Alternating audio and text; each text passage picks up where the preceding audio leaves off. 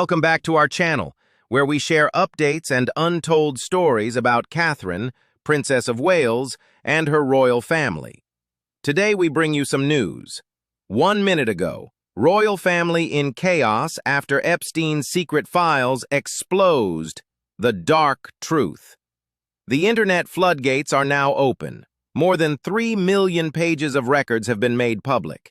They are a horrifying record of a predator's life. These files are not just a record of Jeffrey Epstein's horrible crimes, they are also a very detailed record of who was involved, showing a web of influence that reached from the fancy gates of Buckingham Palace to the halls of the White House and the private islands of the world's tech titans. This is the tale of how power, money, and privilege worked together to shield a monster.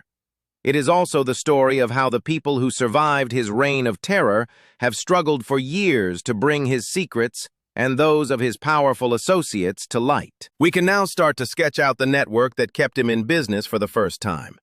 It is not only about what he did anymore, it is also about who knew, who turned a blind eye, and who helped him do it. The Epstein Archive. Inside the files that show a conspiracy of silence at the heart of global power. The Horror Archive. To really understand how big the Epstein files are, you have to go beyond the big names and face the cold, bureaucratic horror that is in the records themselves. These are not simply gossip columns. They are well-organized, clinical records of abuse that happens all the time. One document, a list of witnesses, seems boring and procedural until you see the ages next to the names. 17, 16, 15. These were high school kids whose lives were written down as part of a court case that would take decades to bring any kind of justice.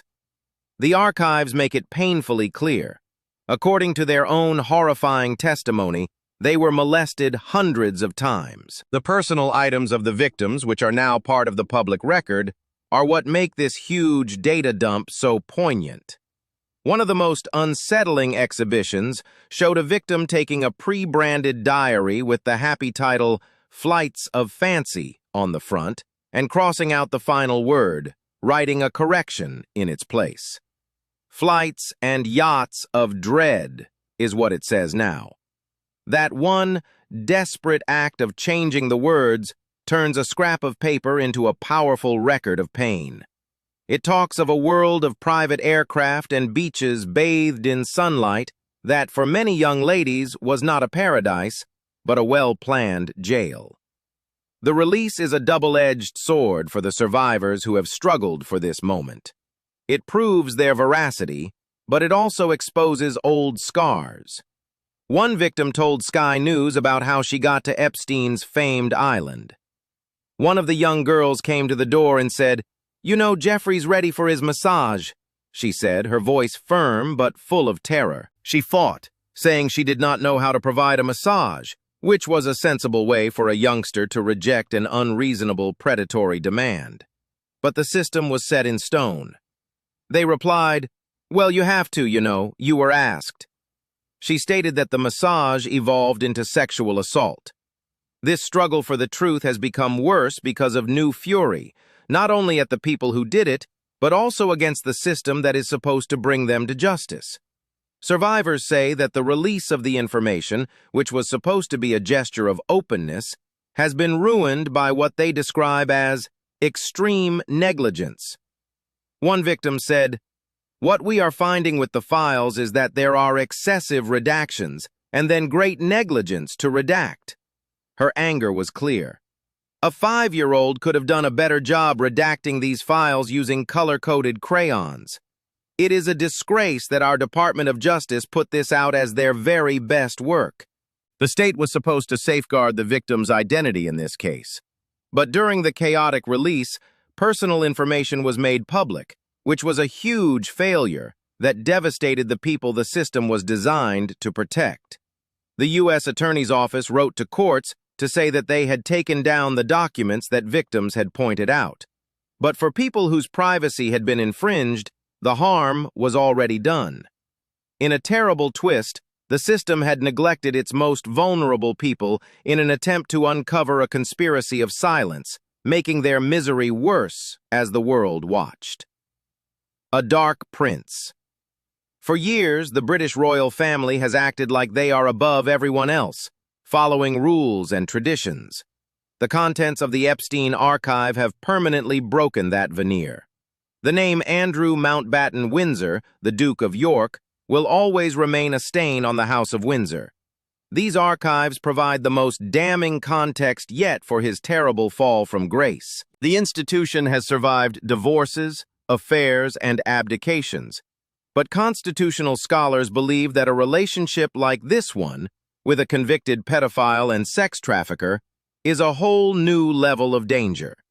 It does not attack the flaws of a person, but rather the moral authority of the crown itself. Virginia Giuffre, one of Epstein's most famous victims, has long claimed that she was trafficked to the prince. The records seem to back up her assertions.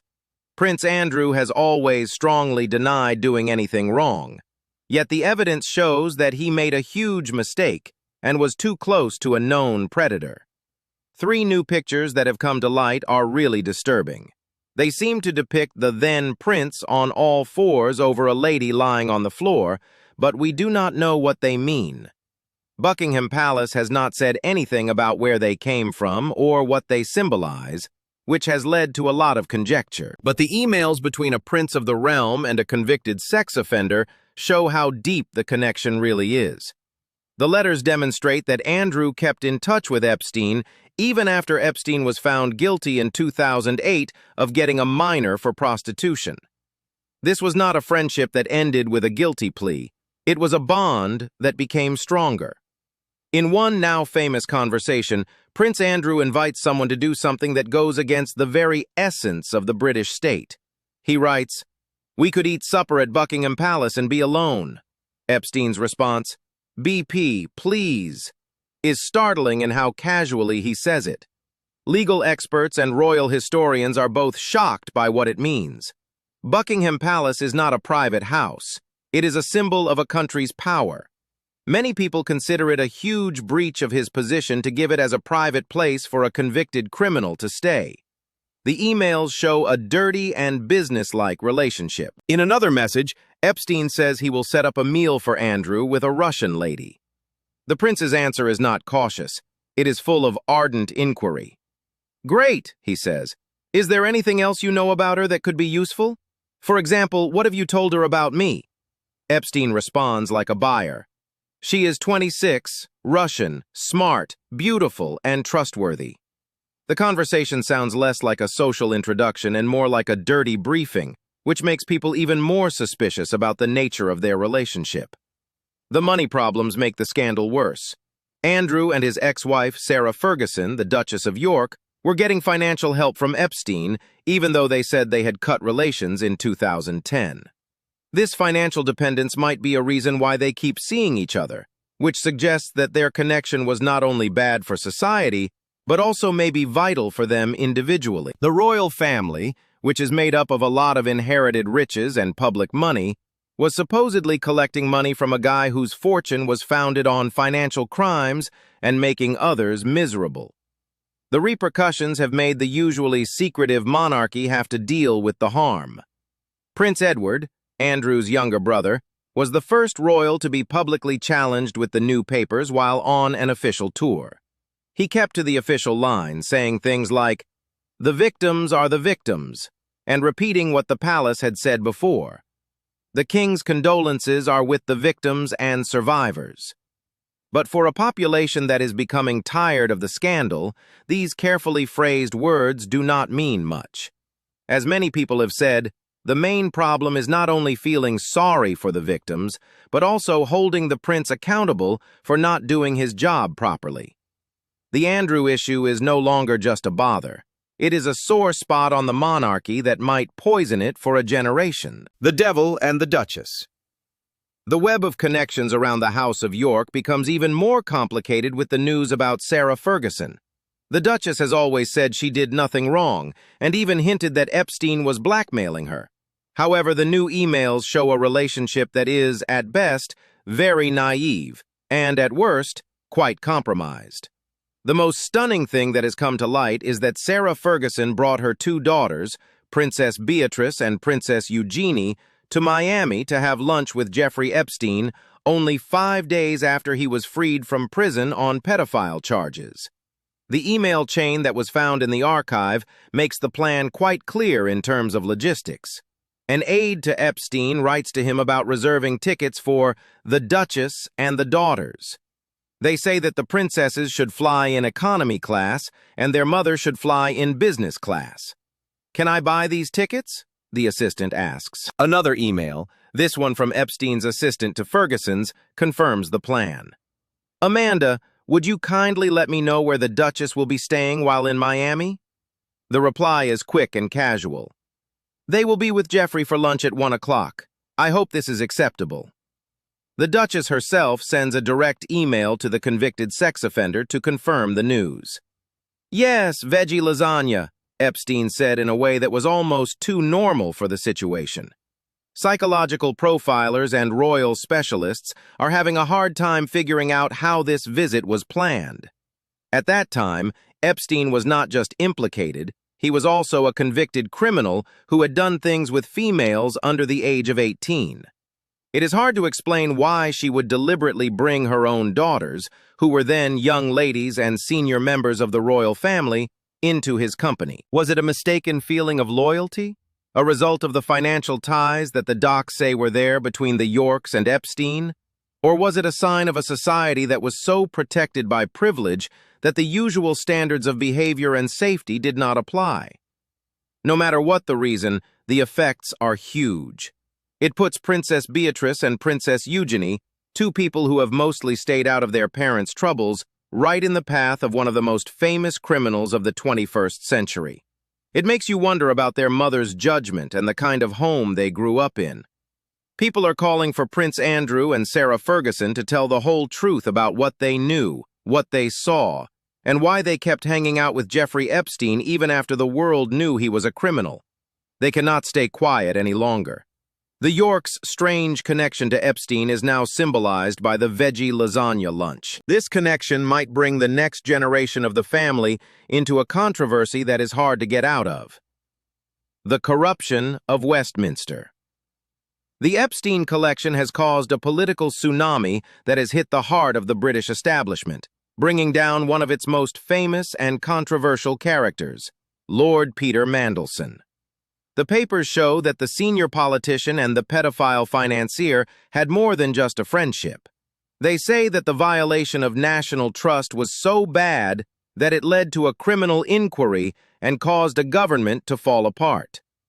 A slew of emails from 2009, while Mandelson was business secretary under Prime Minister Gordon Brown, was the last straw for his political career. The papers seem to prove that market-sensitive data was delivered straight from the core of number 10 to Epstein. It is a serious crime for a high-ranking government official to disclose secret material. Leaking it to a convicted sex offender is what political experts call suicidal. It implies a degree of closeness and confidence that is completely unjustifiable. Mandelson is now being looked into by the police for misconduct in public office. If he is found guilty, he might go to jail for a long time. This was the end of a career that had been slowly falling apart. Mandelson, who had previously been pushed out of public life twice before, made a spectacular return when he was named a special ambassador to the United States to build bridges with the Trump administration. But his history was coming back to haunt him.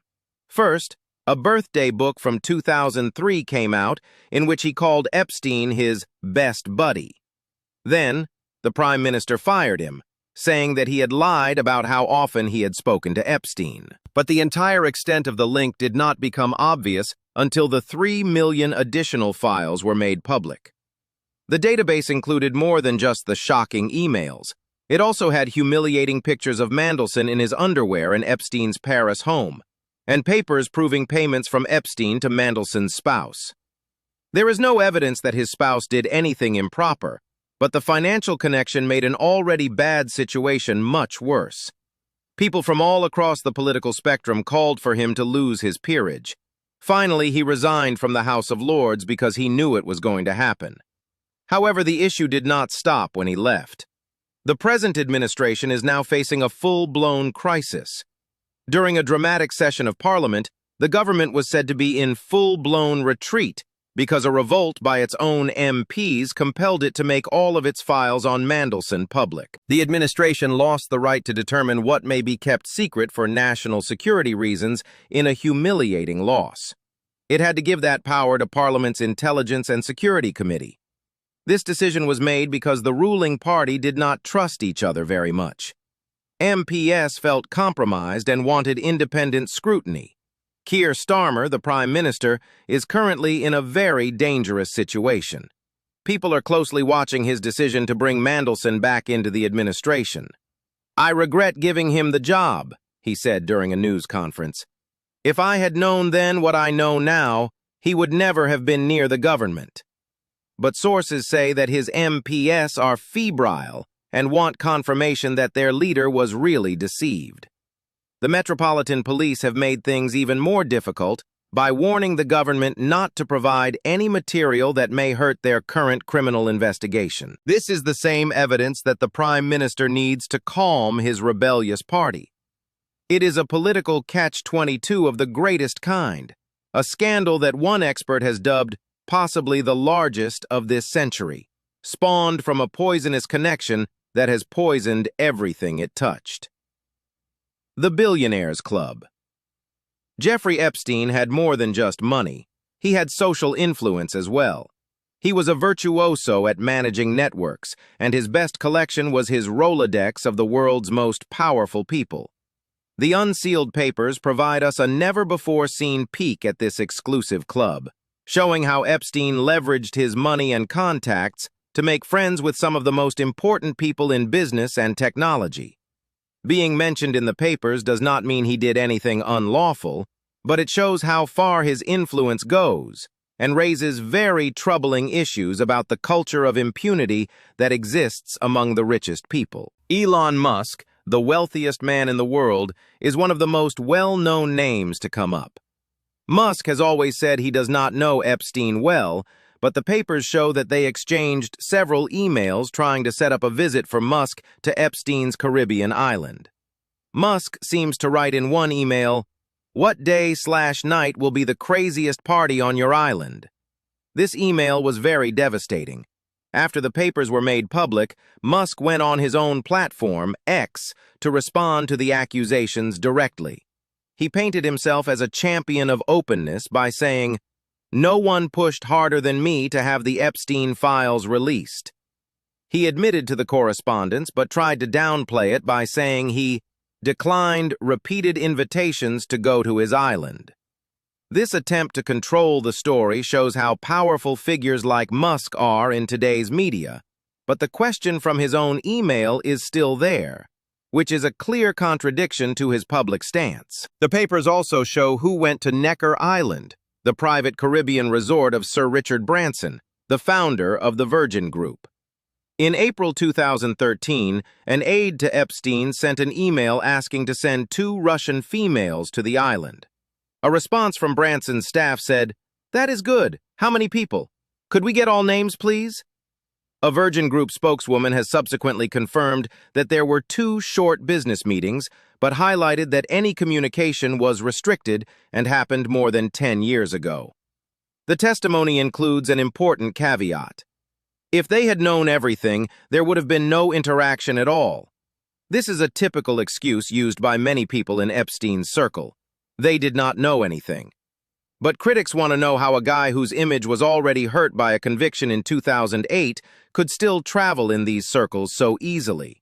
The claims against Microsoft co-founder Bill Gates are perhaps the most troubling. In a series of draft emails that Epstein wrote to himself but never sent, the financier makes shocking assertions.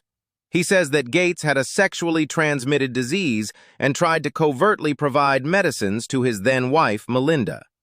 In another draft that was never delivered, Epstein says he was helping Gates get medicines to deal with the repercussions of intercourse with Russian females. Bill Gates has firmly denied these charges, calling them false and absurd. None of Epstein's victims have accused Gates of any wrongdoing. He has said several times that he wishes he had never met Epstein, saying that their meetings were all about giving to charity.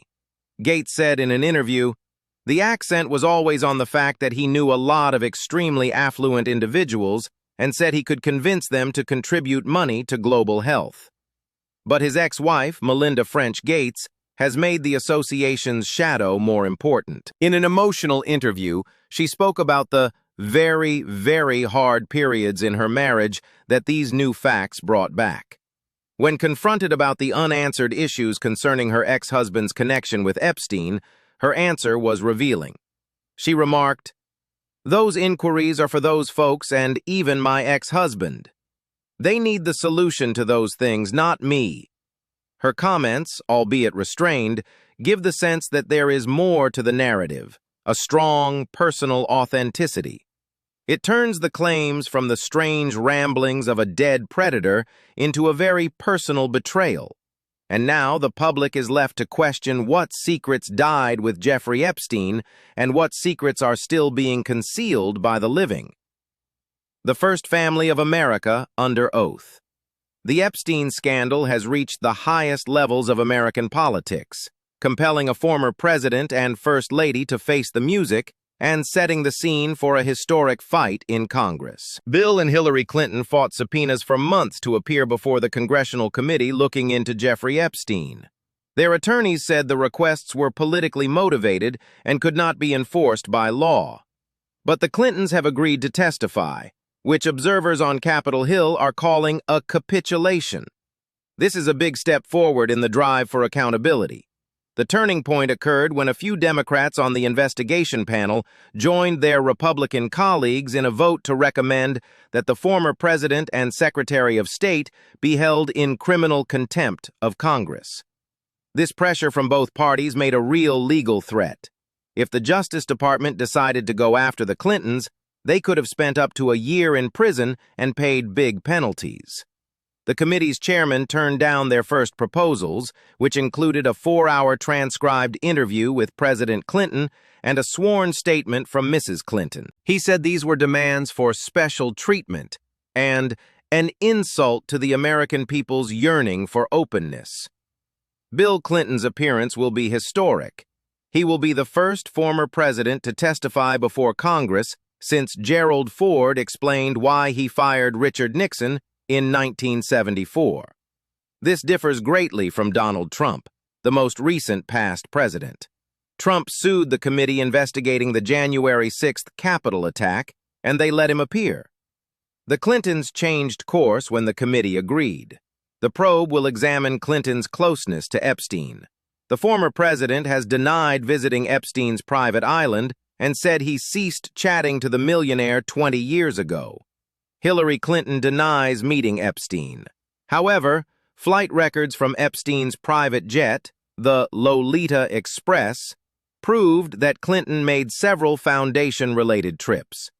Clinton expressed regret in his 2024 book, Citizen, My Life After the White House, regarding the connection. He said, "Riding on Epstein's plane was not worth the years of worry that followed, even if it showed me my foundation's accomplishments. I wish I never met him." This statement reveals that the guy made a big error, but it does not answer the investigators' questions regarding what he saw with Epstein. A global audience will see his sworn testimony as the crisis that took down a prince and rocked up a country threatens one of America's most powerful political families. People worldwide will watch to see whether his responses clarify or cast doubt on matters. A legacy of silence and truth struggle. With money and a network of prominent individuals, Jeffrey Epstein lived like a billionaire and did it openly. Finally nabbed for his long, unpunished offenses, death in jail prevented him from facing his accusers in public. That final deed ended his joy of watching his victims' justice. But their dispute continued after his death. A never-ending campaign for openness led to the release of this massive, terrifying archive. The files include Epstein's 2010 deposition, which is alarming. He refused to answer questions while claiming constitutional rights. When a lawyer asks, "How did you meet Ghislaine Maxwell?" Epstein says, "I claim my 5th, 6th, and 14th Amendment rights to the U.S. Constitution." It sounds like a confident person who knows how to use the system that has kept him secure for decades. The survivor's journey begins with data publishing. Their struggle for this moment has not fulfilled the promise of transparency. The long, difficult process and redaction errors have only made them more certain that influential individuals are still hiding the truth. Reporters and investigators will spend years combing through the massive digital record. This database has more to offer. Although the Prince of Darkness is gone, his shadow remains, and those who intentionally stood in it are being drawn into the harsh light. The investigation continues. Thank you for watching the video. Please let us know your thoughts, and goodbye for now.